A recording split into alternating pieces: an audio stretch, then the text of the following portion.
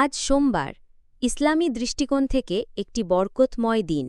এই দিনে কিছু বিশেষ আমল রয়েছে যা আল্লাহ তাআলা সন্তুষ্ট হন এবং বান্দার ওপর তার রহমত বর্ষণ করেন।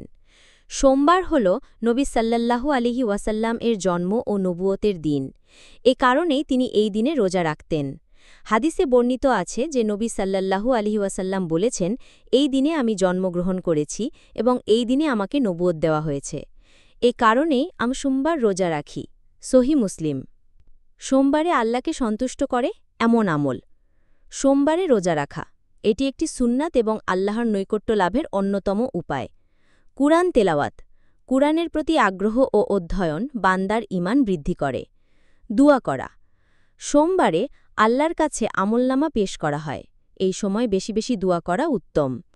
তওবা এবং ক্ষমা প্রার্থনা অতীতের পাপের জন্য ক্ষমা প্রার্থনা করার সর্বোত্তম সময়। দানশীলতা ও সৎকর্ম দরিদ্রদের সাহায্য করা, মিথ্যা পরিহার করা, ভালো আচরণ করা ইত্যাদি আল্লাহর সন্তুষ্টি অর্জনে সহায়ক। এই ছোট ছোট কাজগুলো যদি আন্তরিকতার সাথে করা হয় তাহলে আল্লাহর রহমত ও সন্তুষ্টি অর্জন করা সম্ভব।